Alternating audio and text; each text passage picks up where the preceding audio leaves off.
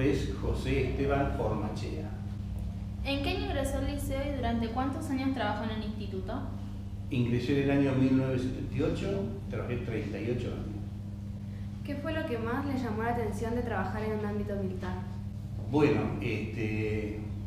yo provenía de una escuela técnica local y sí teníamos conocimiento del liceo, pero nunca habíamos estado en su ámbito de ver cómo era el sistema, ¿no? Entonces nos impactó el asunto de que los chicos eran todos pupilos, sí que se desprendían de la familia durante los 5 días de la semana, porque ingresaban el domingo a la noche y se retiraban el viernes al mediodía.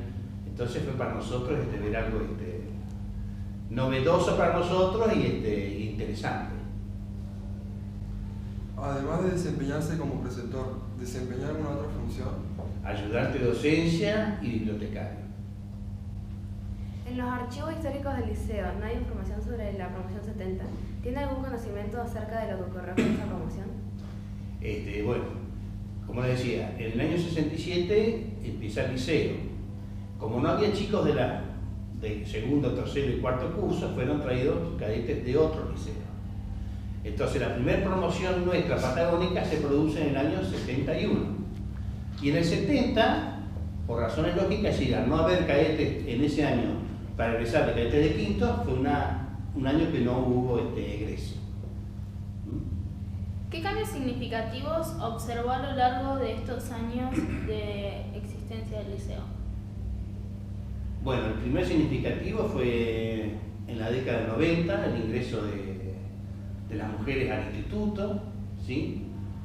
La creación, por ejemplo, del nivel primario, y creo que el último fue el llevar a séptimo grado o primer año ahora al ciclo con los cadetes, ¿sí? Cuando ingresaron las cadetes femeninas, ¿se notaron cambios en el comportamiento del cuerpo de cadetes? Y la curiosidad lógica de los varones por compartir con las chicas durante el día, porque las cadetes no eran pupilas, se retiraban de acá del instituto e iban a casa de cuidado, como con las monjas y eso, pero las chicas solamente compartían acá, después la hora de clase, la hora de gimnasio, que tenía que ir una preceptora, que fue tomada gente del personal de sanidad, porque en ese momento no había personal para cuidarla, entonces la iban al dormitorio, la se cambiaban, iban a educación física, de preparación y después a la casa, pero no eran pupilas. ¿Cuáles son los cambios más visibles que ha observado entre los adolescentes de las diferentes generaciones? Y del área nuestra docente, es decir, los cambios son la tecnología y las herramientas que han tenido para llegar a los conocimientos. Es decir, antes no existía la fotocopia, los trabajos eran lectura y trabajar a mano, no existía la computadora. Entonces, esos cambios, ¿sí? En cuanto a la herramienta que tiene el docente y el alumno para capacitarse y adquirir los conocimientos. Sobre todo eso. ¿Recuerda alguna anécdota graciosa que pueda contarnos? Sí. De picardía de cadetes, por ejemplo, de picardía de cadetes. Una mañana ingresamos al ciclo, se toca el timbre para el ingreso de los chicos y el timbre no funcionaba. Entonces pensamos, se ha cortado la corriente.